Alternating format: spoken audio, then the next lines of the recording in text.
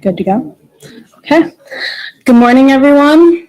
My name is Sarah DeGrendel, the Sustainability Manager for the City of Bethlehem.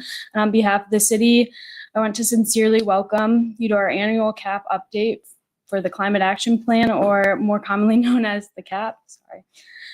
First, I want to thank our council members for your continued support, and to our dedicated community members, city staff, and community partners. This immense undertaking is only possible because of your collaborative and iterative work.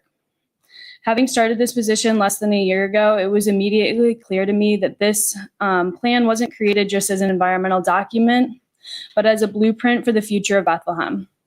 The core vision of the CAP is to build a city that is resilient, equitable, and economically vibrant, where climate health is synonymous with human health and financial opportunity. This plan remains powerful because it was not created in isolation. Going back to the process in 2018 through 2020, we engaged over 700 individuals from across our neighborhoods and institutions, ensuring the CAP is truly a reflection of what Bethlehem wants to bring to its future.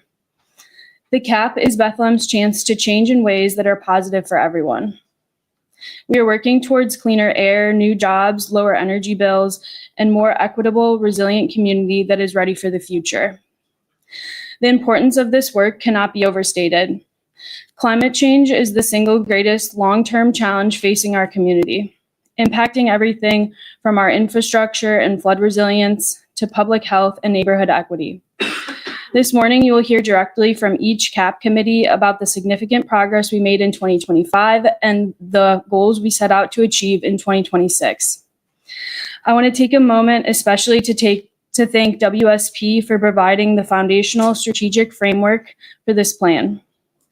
Their expertise has enabled us to successfully internalize the efforts and reach this new stage of implementation. I will now turn the presentation over to Jeff Irvine, the Vice President of Sustainability, Energy, and Climate Change at WSP, to provide a background overview on the history, goals, and structure of the CAP. Thank you.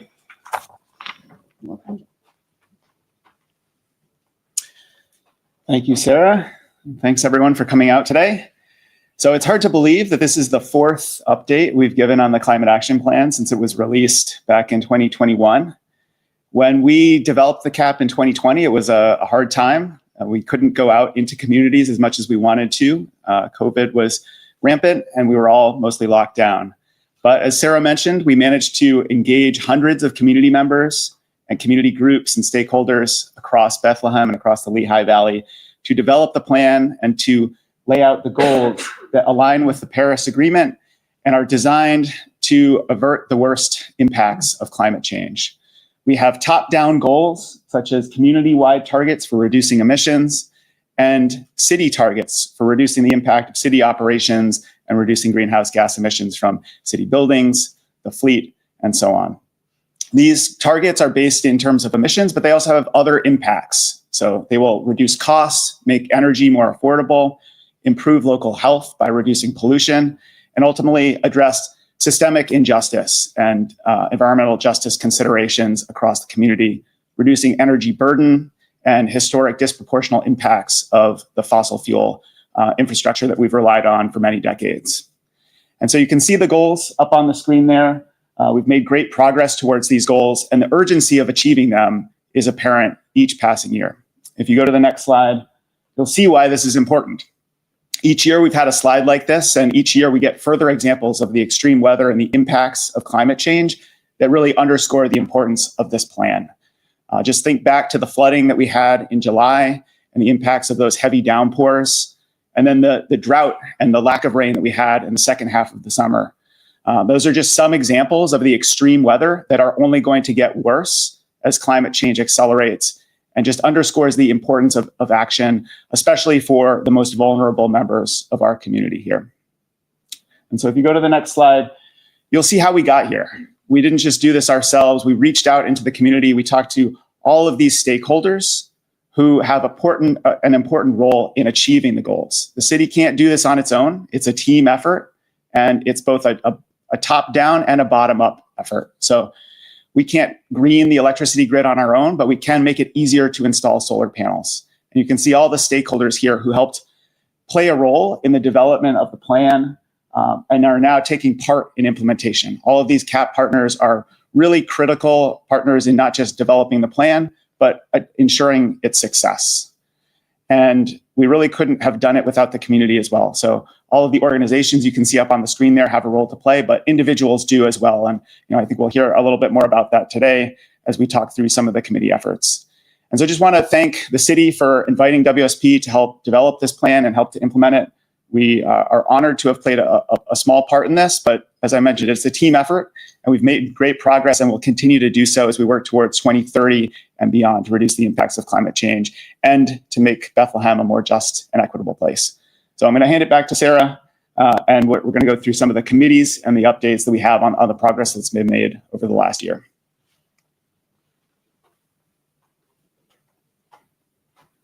All right. Thank you, Jeff. So first, I want to give a brief overview. We have 9 different implementation committees that are outlined throughout the CAP.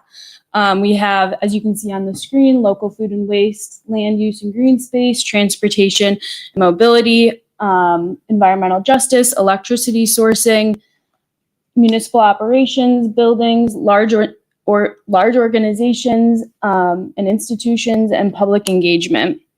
So throughout today, you'll hear from community leads committee leads on each of these 9 implementation committees regarding the progress from 2025 and the 2026 goals.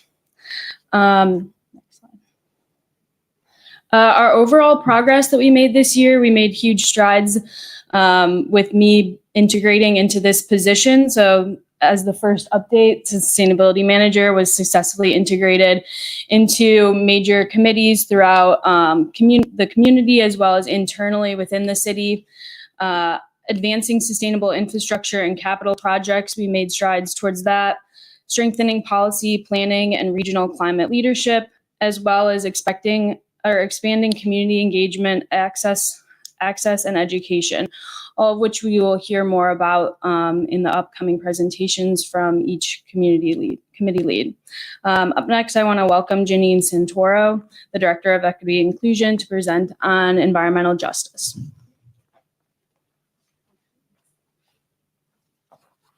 Good morning, friends. Good to see everybody. I want to thank Jeff for teeing up the importance of environmental justice, as it is the lens that we look through for everything in the CAP. It's not just a side implementation committee or a side steering committee. It really is a group of folks that are comprised of different partners throughout the community. It's not just an internal working group. And I see many of those partners in the room today, members of our EAC. I see Anna Smith from Community Action, and many of our staff that are involved in implementing many of what we're going to go over today. So the core purpose of the Environmental Justice Steering Committee is to embed social and racial equity as the central principle and quantifiable mandate for the entire climate action plan. And that quantifies 2 different components. The first is having a long-term impact. That means creating a framework, which is still being developed, that supports not only equity for Bethlehem residents, but really the residents that are in those parts of Bethlehem that see the first and the worst of climate change. And the second part of that is that 40% of all overall benefits from the city spending on capital implementation go directly to those frontline communities. So there is that metric there. Next slide. So we have really in 2025 worked on a lot of these goals through continued partnerships. Part of that was the Southside Ambassador expansion. We do that through our personnel through BEDCO, which is one of a few partners that supports that effort. And we also supported a lot of the engagement opportunities for an academic partnership with Dr. Kate Jackson. She's not in the room today, but she's an incredible partner. She has been working with students at Lehigh University on a trash mapping project, which has shifted from just not only mapping trash problem areas in Bethlehem, but really thinking about the ways that we build community and come together to take care of certain parts of Bethlehem. And she's done this through community-based participatory research, involving 200 hours of interviews to prioritize resident concerns. And so the city is a partner in that, in the sense that we just have provided throughout our own data and our own resources at the beginning of the project and throughout the project. And we're really excited for what comes next, but we will let them announce that when they are ready. Additionally, we are looking at health integration. So our Health Bureau has our Better Blocks for Bethlehem group, which is really focusing on, again, those areas that are synonymous with the areas in the environmental justice portion of our climate action plan.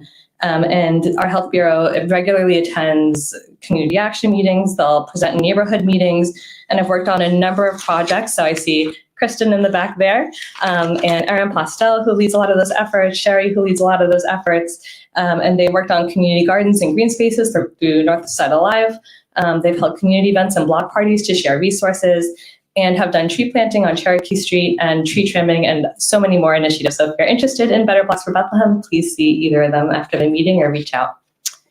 Additionally, we successfully onboarded our first intern with the Sustainability Office. So this was Sarah's first year with us, but we really wanted to make sure that we could try and create a learning opportunity for post-secondary students. So we have our first student with us through the Sustainability Office, who's looking at one particular policy. And then we also had for our younger students through the school district, through Liberty and Freedom High School, we had a career day here at City Hall, where they were able not just to learn about municipal government, but to figure out how some of our departments really work on implementing things that you see in the Climate Action Plan. And then we, for park and trail improvements and green space and gardening, thanks to Olivia Teal and so many others, we planted 10 new trees in Bayard Park, which is an identified EJ area in the CAP via the Bare Root Tree Grant. And there were a number of park improvements in which we invested in a lot of major park projects, including a new pathway, LED lighting and benches at the Rose Garden, and folks can expect construction completion at Friendship Park by the end of the year. And additionally, again, I alluded to Anna Smith being in the room before, with Community Action. They just had their Southside Tomorrow presentation last week, which is incredible. And so you could hear a lot about those updates during that presentation, but we really wanted to lift up the work of Community Action and those leaders that have really got forth to work on things like the community gardens. So providing tree and sidewalk repair grants to households in Indian Hill, the Indian Hill neighborhood. They supported the coordination of ongoing community gardening programs at Martin Luther King Jr. Park, Esperanza Garden, and the Greenway and Linfield Community Center. Supported the Southside Ambassadors extension of services on East 4th Street from Taylor to Hayes Street, held 12 neighborhood cleanups that were attended by over 70 residents, and provided weekly maintenance of Lopez International Park. There's also been 2 seasonal cleanups at Tranquility Park, and they received a grant to support the installation of an accessible path at Martin Luther King Jr. Community Park. Additionally, the city supports the EAC Madison Park Beautification Project and supported the 12 neighborhood cleanups attended by over 70 residents. And again, thanks to Southside's Tomorrow Plan, but Community Action Development Bethlehem. And then we go on to our 2026 goals. And our focus shifts to formalizing programs, securing funding, and integrating environmental justice in all of our city plans. This also includes looking at funding options due to a lot of the new federal and state policies that you might be seeing. So analyzing those gaps and trying to figure out what we need to do to continue our work. And also supporting strategic partnerships that already exist. So whether that's with Lehigh, whether that's with CADB or EAC, and of course, the Blue Zones work in the Health Bureau. We also plan on, of course, the EJ initiatives are not solely meant just for the climate action plan, but also looking at our 40 and 10 Parks and Recreation plan and the Complete Streets plan, which we just had a wonderful event last night. Thank you, Corey and Kathy, for that engagement. And lastly, we do want to formalize that apprenticeship program, which started with our intern this semester, but hopefully we can develop something really robust for students to participate in as we implement all of these initiatives moving forward. So that was a lot, but without further ado, bring back Sarah, who has been really a great steward of all these things and is really going to be a great steward in all of the initiatives to come. So thanks, Sarah.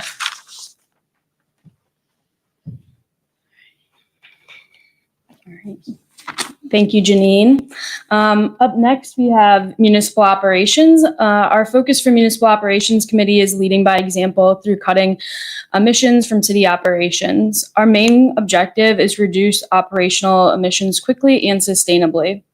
We are driving towards a 67% reduction in greenhouse gas emissions by 2025 and achieving net zero operations by 2030.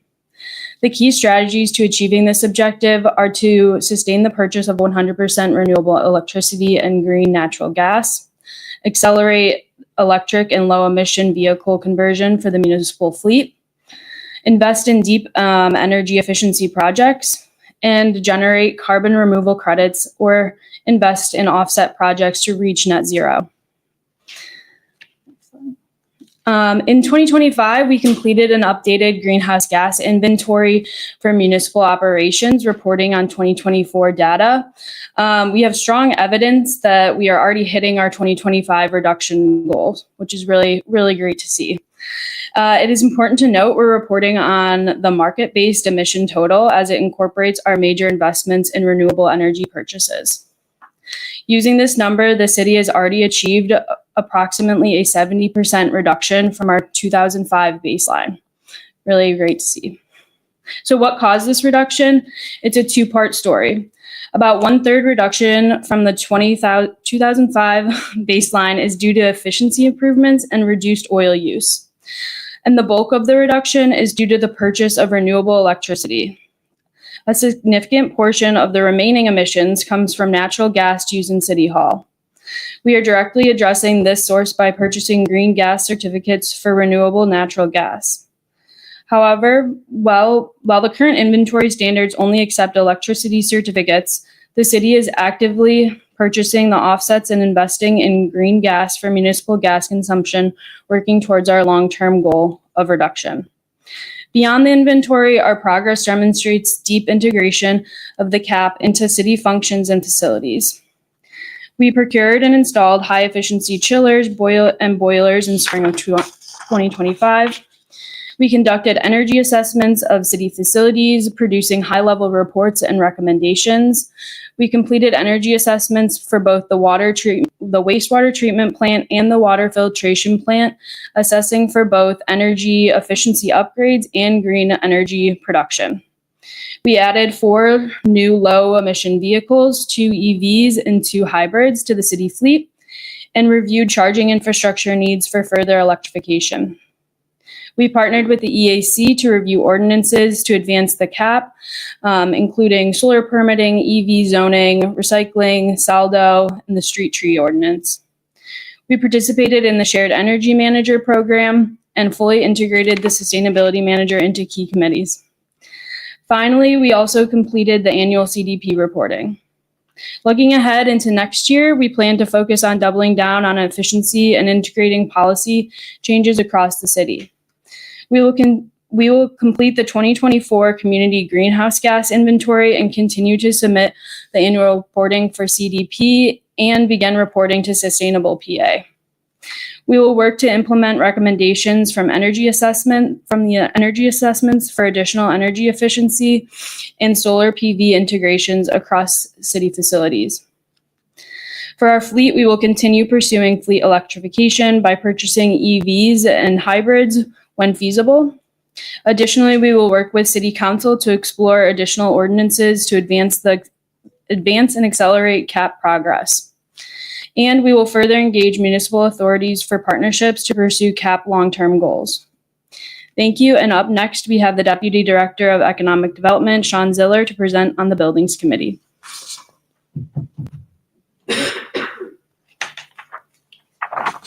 Good morning. So the Building Committee is focused on tackling emissions from the largest energy consumers in our city, our residential, commercial, and institutional structures. The Buildings Committee, despite kind of a simple name, has really made tremendous progress in 2025 and has some really ambitious goals for 2026 and beyond. So the main goal of the main objective of the committee is to achieve a 30% reduction in greenhouse gas emissions from buildings by 2030.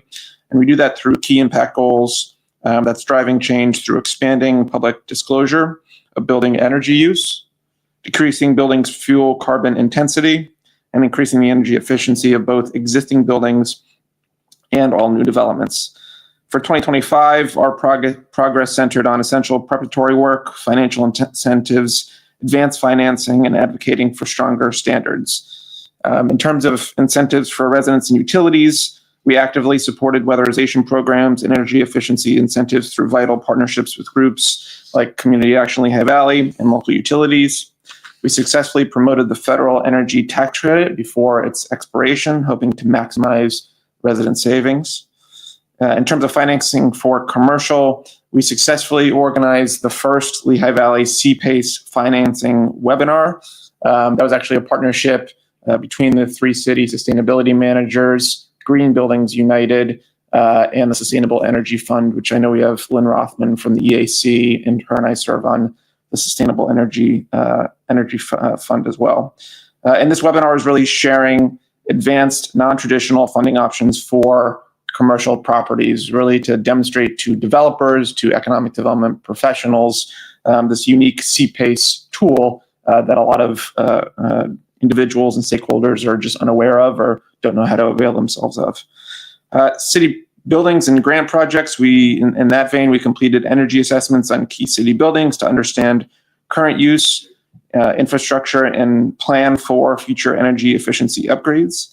We continued to work on furthering the Department of Energy Efficiency and Conservation block grant projects. And then in terms of codes and standards, we closely tracked Pennsylvania's process for adopting the 2021 International Energy Conservation Codes, or IECC, preparing the city for higher efficiency standards. So as I said, for 2026, some ambitious goals. We hope to increase tracking and promotion, as well as move to direct implementation, integration, and community engagement. For building codes, we will work to adopt and integrate that 2021 IECC coding for all new construction. This is a critical step for future efficiency. In terms of efficiency, access, and outreach, we plan to increase the promotion and accessibility of the Weatherization Assistance Program and other low-income energy efficiency programs through targeted community outreach. We plan to consolidate utility outreach to create one clear, easy-to-understand campaign about free energy audits and utility rebates. And lastly, city leadership and financing. We'll work to continue to complete the DOE EECBG energy efficiency projects. We'll continue the promotion of CPACE financing as a key mechanism for commercial decarbonization, and that's in collaboration with Northampton County. And we'll continue to set up a system to eventually publicly disclose energy data for all city government buildings, and aiming for Energy Star rated buildings, and to ensure we're leading by example here at the city. With that, I'll turn it back to Sarah.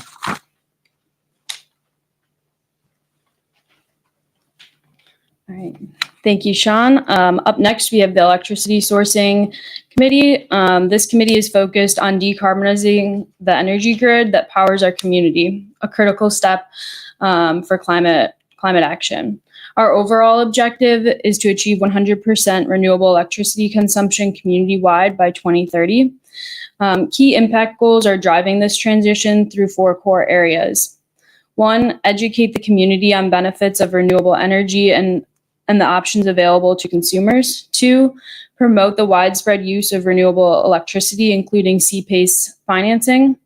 3, maximize the use of on-site solar energy storage solutions and other renewables. And 4, support policy changes that increase equitable access to local renewable electricity. In 2025, our progress towards electricity sourcing overall goals included the following.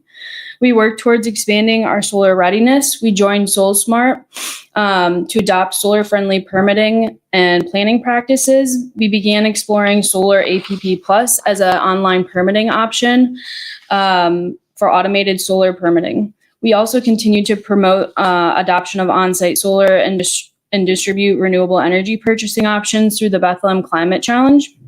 We joined the PJM Cities and Community Coalition, focusing on regional grid policy and market issues that affect our community. We increased promotion of CPACE, as Sean mentioned, developing and organizing the first CPACE educational webinar. Additionally, we are pursuing a ground-mounted solar system at the water filtration plant. We started exploring the opportunity for combined heat and power at the wastewater treatment plant for high-efficiency energy generation. We assessed solar as an option for the Bethlehem Area Public Library and continue to evaluate and pursue various grant opportunities. We continued, as Sean also mentioned, the EECGB grant to support solar assessments on public buildings. And we upgraded 238 brand new LED light bulbs in the Bethlehem Star, which resulted in a 75% monthly savings on electricity bills for the iconic landmark. And finally, we successfully applied to the National Renewable Energy Laboratory Energy and Communities Program for energy technical assistance. Looking ahead into 2026, we aim to reach bronze level or above in SolSmart designation. We plan to adopt Solar APP Plus for online permitting and launch a dedicated solar page on the city website to simplify the process for residents and businesses. Additionally, we will work to create a community solar co-op buying program. We will continue and develop sharing opportunities for renewable energy deals and incentives through the Bethlehem Climate Challenge, social media, and the Bethlehem website. We will pursue options and partnerships for the city to directly fund or support renewable energy installations and explore conduit financing to expand renewable energy and green infrastructure projects. We will continue utilizing the EECGB grant to support solar assessments on public buildings and evaluate implementation. We will explore opportunities to accelerate renewable energy installations through updating to the building codes, as Sean mentioned, and explore the implementation options for 2021 IECC net zero appendices. We will continue to raise awareness, again, for CPACE to support more local solar and energy projects. Thank you. And up next, we have Director of Planning and Zoning, Kathy Fletcher, to present on both transportation and land use and green space committees. Thank you.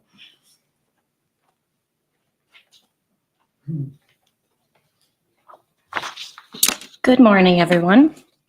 The Transportation and Mobility Committee is really focused on moving people and goods efficiently throughout the city while also reducing our reliance on fossil fuels. Our objective is to reduce transportation emissions by 30% by 2030.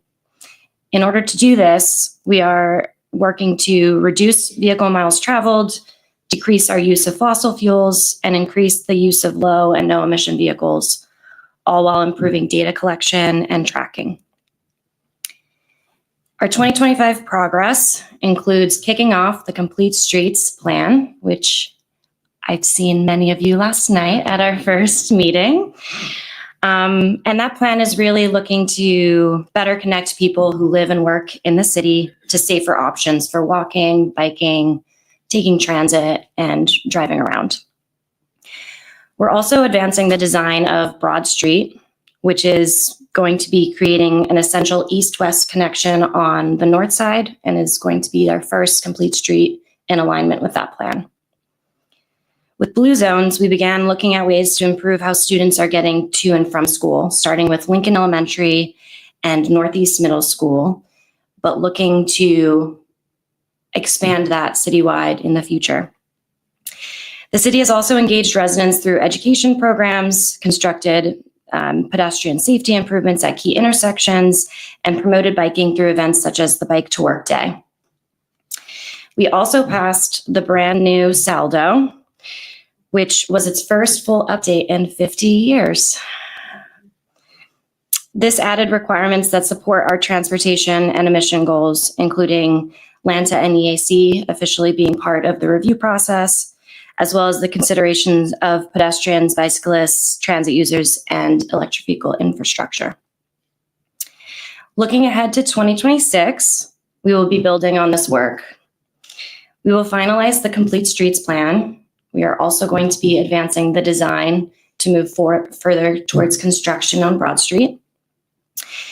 We will also implement some long-planned safety improvements, including converting Linden Street to two-way traffic and closing the gap on two of our major trail systems, the South Bethlehem Greenway, as well as the Monocacy Way Trail. And across all projects, we're going to be continuing working with our partners to seek funding and engage the community to support our safe and sustainable mobility.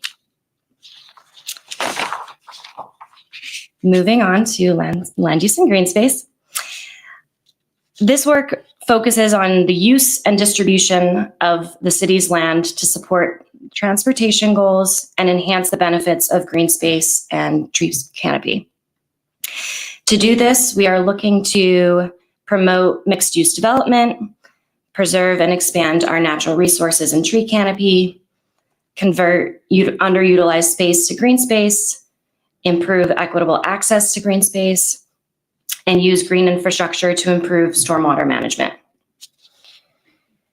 So in 2025, progress towards this, we are at the very end stages of our 40 and 10 Parks and Recreation Master Plan.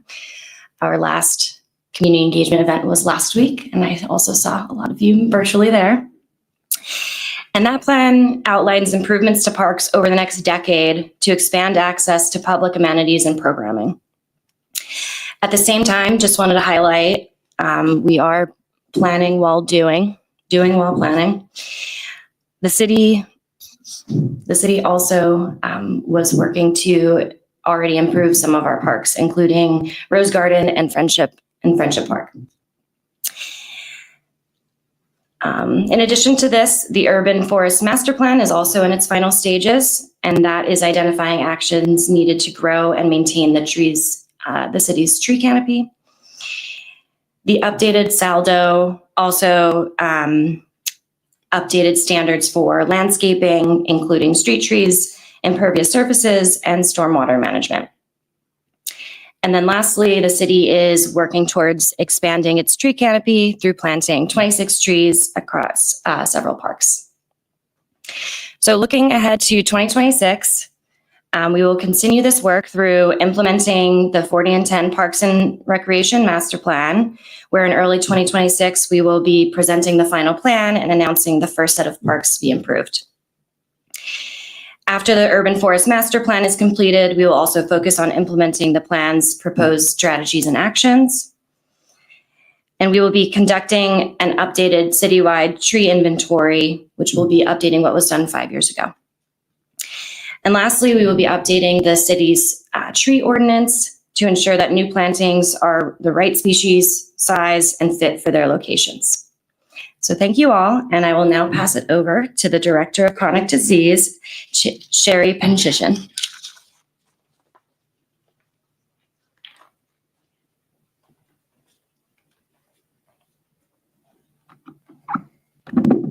Give it a little wiggle. Good morning, everyone. Thank you for being here today and for your continued commitment to making Bethlehem a cleaner, healthier, and sustainable place to live. I'm excited to share our progress within the Local Food and Waste Subcommittee and our path forward as we work towards an ambitious but achievable goal of zero waste by 2040. The vision is bold, but it is grounded in a simple principle: reduce first. Before we recycle, before we compost, we must reduce the amount of waste we create in the first place. This means rethinking how we consume, how we design systems, and how we support our community in making sustainable choices.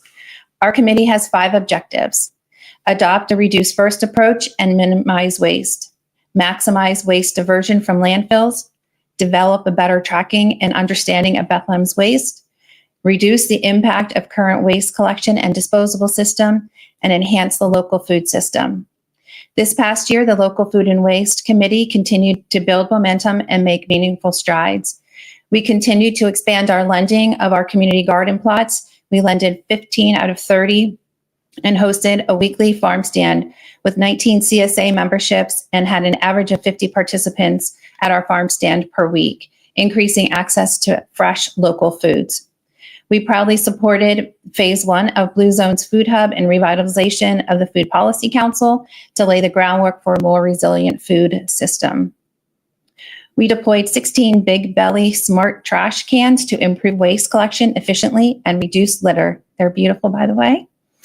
We supported community cleanups and collaborated with the Lehigh University Trash Mapping Project, giving us valuable insights into where and what types of waste are most problematic. We conducted a survey on restaurant plastic use and what their needs are to move the compostable or recyclable products.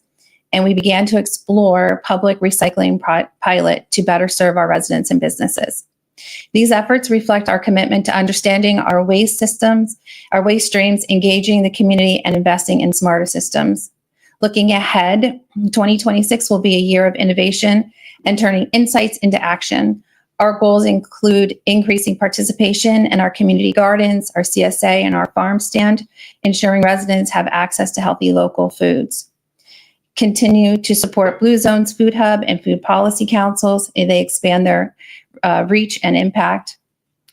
We will be hoping to explore and continue and pilot a targeted public recycling program, which is a key step in maximizing waste diversion from landfills. We'll be implementing cost-effective waste reduction strategies at large festivals where we know waste volumes can be high. We will be conducting research on household composting and encourage more residents to participate in this vital practice. We will use the results of the Lehigh Trash Mapping Project to develop targeted waste education campaigns.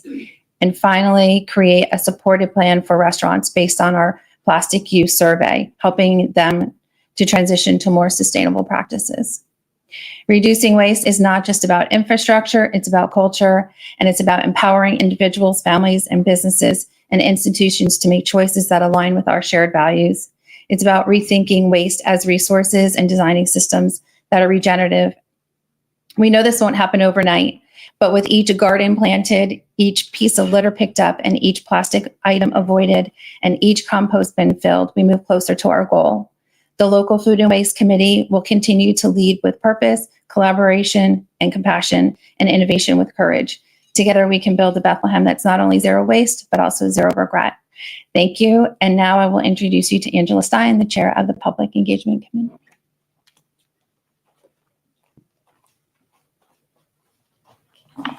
Good morning, everyone. I'm Angie Stein, the Director of Mayor's Initiatives for the city, and I work closely with both our Public Engagement Committee and our Large Organization and Institutions Committee, and I'll be talking about both of those today. So for our Public Engagement Committee, our core focus is on driving community-wide behavioral change by communicating the urgency of the climate crisis, the benefits of action, and empowering our residents and businesses to participate in solutions. Our core objective is to continue to conduct the Bethlehem Climate Challenge to educate residents and businesses on climate change and empower them to reduce emissions and build community resilience.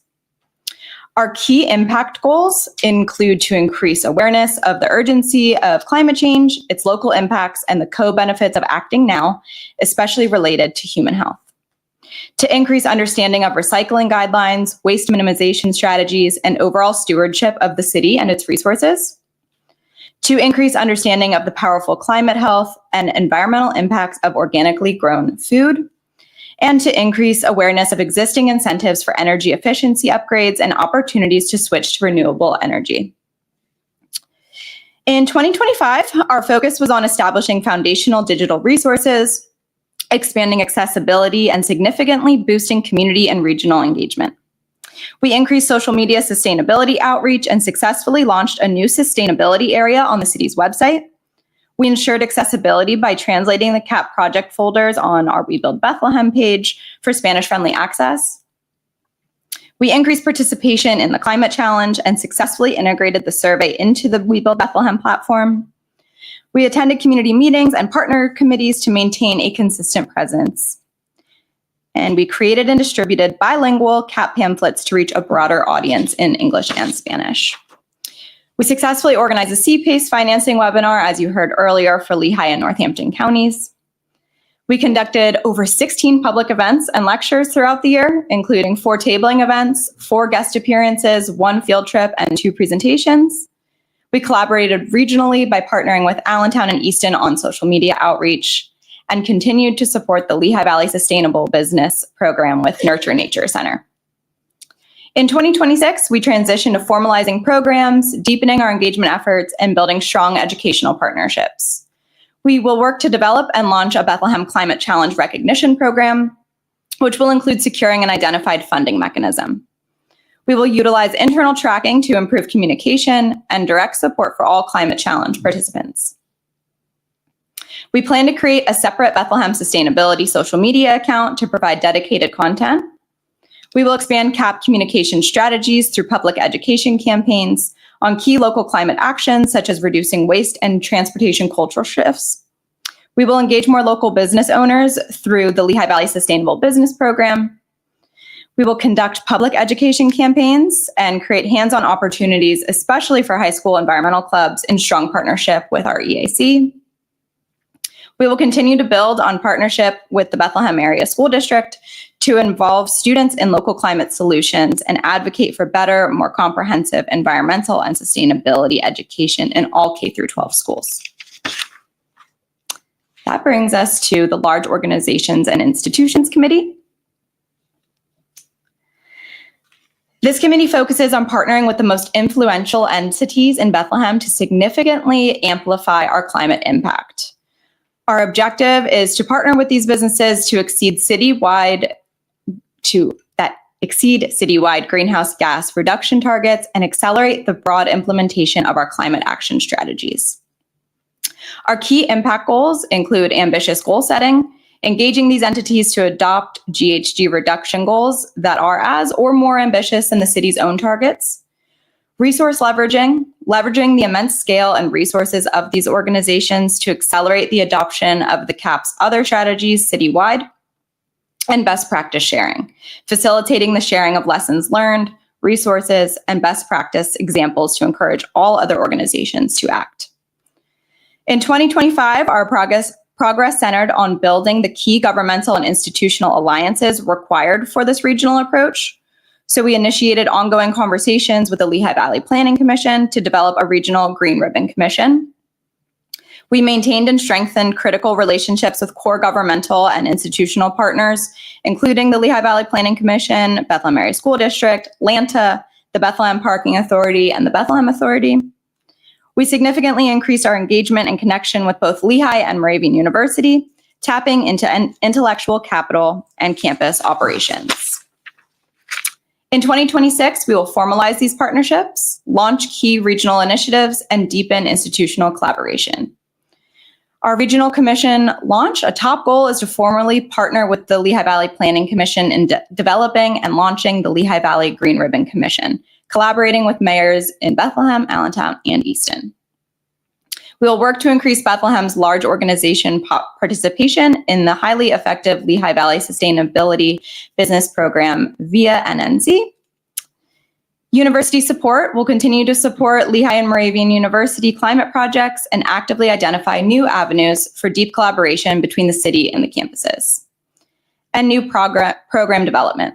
We plan to work on the development of the Bethlehem Carbon Challenge, a new initiative targeted specifically at our large organizations to drive competitive emissions reduction.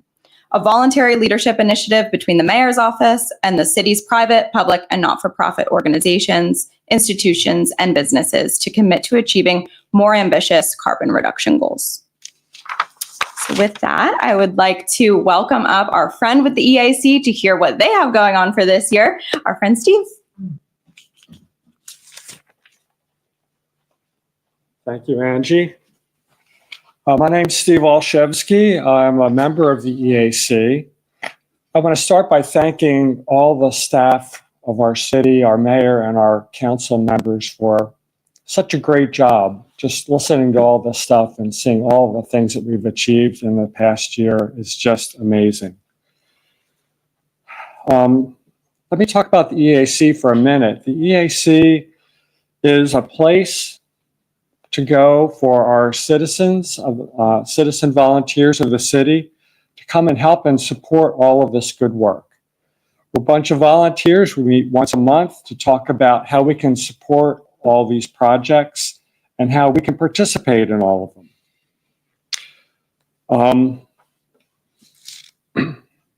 We've achieved a lot in the last year, as you can see through all these slides, but we still have a long way to go.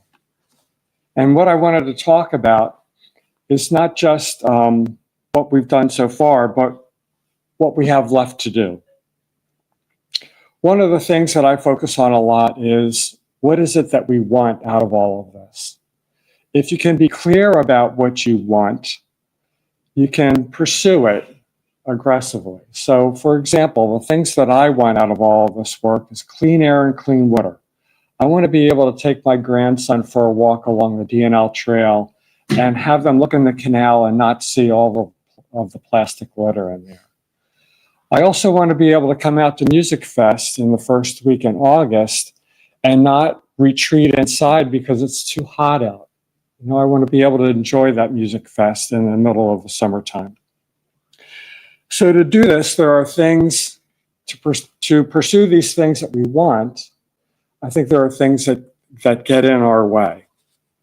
And I want to talk for a minute about some of the things that might stop us from getting to achieve all these things that we want. One of the things I want to refer to is something that Al Gore did about 20 years ago. Does anybody remember the book that he wrote and what the title of it was? An Inconvenient Truth, right? So I think one of the things that stops us from doing more along these lines is inconvenience. I think that was a brilliant title for his book, and I didn't understand it in the beginning. But now I can see that a lot of things that stops me and many others from doing more to make our world better and cleaner is inconvenience. Simple things like wanting to pop in a car and drive wherever we want in the world quickly, but by burning fossil fuels. Or by being in a hurry for dinner and stopping in and get a takeout meal and having that be made of plastic containers and plastic knives and forks that end up going into a landfill for 100 years. I think there's something about addressing that inconvenience in our behavior to help us all move along. The other thing is education. I know there are a lot of us out there that really want to do more, but we're stuck on how can we do it. So one of the things that I think the EAC will focus on in the coming year is educating everyone in the community about how we can do more. Sherry talked about waste. One of the things that I think we can do is help educate people on the waste stream. Where does all that waste come from and where does it go? You know, bringing light to that and what we can do to avoid it, or as Sherry said, not generate it in the first place. So all those things I'm hoping we can achieve in the coming year. I want to make a call out and hopefully enroll other people in the city to help us with this effort. You can see our city employees are doing a tremendous amount of work, but it's going to take all of us to pitch in and help with this. So with that said, I think it's Mayor Reynolds' turn to come up on stage. But before that, as he's making his way up here, I want to do one more thing. For the last 12 years, the EAC has been led by Lynn Rothman. She's done a tremendous job for all those years, building the EAC, getting us involved in everything, connecting us to everything in the city. And I just want to thank Lynn. Lynn's right here in our audience. I want to thank Lynn for all of her work and dedication in this and leaving our EAC in a stronger position to continue to achieve great things for this city.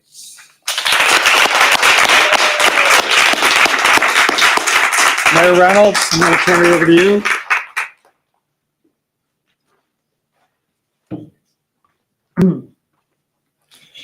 Thank you, Steve. And I think that's a great transition to start with just an incredible thanks to Lynn for all of your incredible work over the past 12 years. And it is really it's a reference to all of the work that the people in this room are doing. And sitting there as a resident, it's impossible not to be inspired by the people that are in the city. And I would start by the people that work for this city. Our first sustainability director here, Sarah, has done just an amazing job. Like, I think we need to give her a huge round of applause. Stepping into this role for the first time and, really just being a leader.